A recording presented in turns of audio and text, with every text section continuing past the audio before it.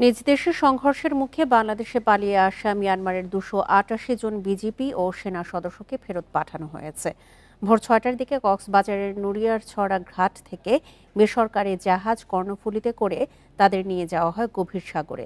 সেখানে নোঙর করা মিয়ানমারের জাহাজে তাদের হস্তান্তর করা হয়। এর আগে কড়া নিরাপত্তায় ভোরে বান্দরবানের নাইক্ষ্যংছড়িতে 10টি বাসে করে তাদের আনা হয় নুনিয়ারছড়ার বিআইডব্লিউটি এর ঘাটে। এ সময় সেখানে উপস্থিত ছিলেন বাংলাদেশে নিযুক্ত মিয়ানমার দূতাবাস ও পররাষ্ট্র মন্ত্রণালয়ের প্রতিনিধি দল। গত 15ই ফেব্রুয়ারি প্রথম দফায় ফেরত পাঠানো হয়েছিল 330 জন বিজিপি ও তাদের পরিবারের সদস্যদের। এদিকে মিয়ানমার কারাগারে বিভিন্ন সময় বন্দী থাকা 173 জন বাংলাদেশিকে বুধবার দেশে আনা হয়েছে।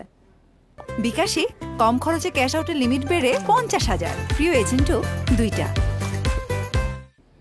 এ নিয়ে আরও জানাতে কক্সবাজার থেকে যুক্ত হচ্ছেন আমাদের সহকর্মী তৌফিকুল ইসলাম। তৌফিকুল, 288 জন বিজিপি এবং সেনা সদস্যকে ফেরত পাঠানো হয়েছে মিয়ানমারে। এই বিষয়ে বিস্তারিত আর কি তথ্য আছে আপনার কাছে?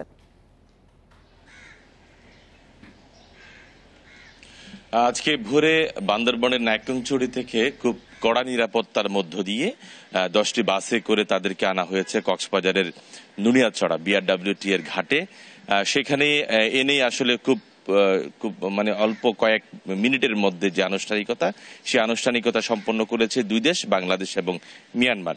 বাংলাদেশের পক্ষ থেকে পররাষ্ট্র মন্ত্রণালয়ের পদস্থ কর্মকর্তা, বিজিবির কর্মকর্তা, কোস্টগার্ডের কর্মকর্তারা উপস্থিত ছিলেন এবং মিয়ানমারের রাষ্ট্রদূত সহ সে দেশের 8 সদস্যের একটি প্রতিনিধি দল উপস্থিত ছিলেন। তো সঙ্গে সঙ্গে সেখানে যেহেতু আপনারা জানেন গতকালকে 173 জন বাংলাদেশিকে মিয়ানমার থেকে ফেরত আনা হয়েছে। যেই মিয়ানমারে যে জাহাজ সেটি গভীর সমুদ্রে নোঙর করেছে, সেখান থেকে বাংলাদেশি একটি জাহাজ কর্ণফুলী, সেই কর্ণফুলী করেই বিআরডব্লিউটি ঘাটে আনা হয়েছিল। সেই কর্ণফুলী জাহাজে করে আবার তাদেরকে সেই গভীর সমুদ্রে নোঙর করা মিয়ানমারের জাহাজের দিকে ভোর 6টার কিছুক্ষণ পরেই রওনা দিয়েছে এবং সেখান থেকে মূলত তাদেরকে মিয়ানমারে ফেরত নেওয়া হবে। আমরা এর আগে যখন দেখেছিলাম 15ই ফেব্রুয়ারি, সেখানে 330 জন মিয়ানমারের বিজিপি এবং তাদের পরিবারের সদস্যদের যখন নিয়ে যাওয়া হয়েছিল, তার দ্বিতীয় দফায় দুটি ভাগে তাদেরকে নিয়ে যাওয়া হয়েছিল। তখন যে ইনানির যেটি ঘাটে সেখানে ইমিগ্রেশনের যে প্রক্রিয়া সেটি আমরা করতে দেখেছি। তাদেরকে যদিও বা সে সময় খুব ভোরে আনা হলেও সবশেষ যে অর্থাৎ দ্বিতীয় ভাগে যাওয়া হয়েছিল 1টার দিকে।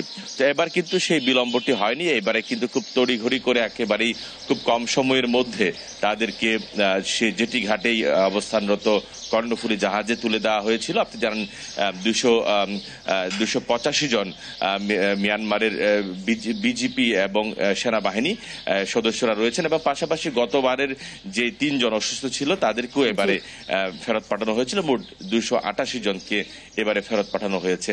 তবে এখন পর্যন্ত যে এটি হচ্ছে তৌফিকুল, আমরা বুঝতে পেরেছি আজ ভোর 6টায় 288 জন বিজেপি ও সেনা সদস্যকে মিয়ানমারে ফেরত পাঠানো হয়েছে। এই বিষয়ে বিস্তারিত জানাচ্ছিলেন আমাদের সহকর্মী তৌফিকুল ইসলাম।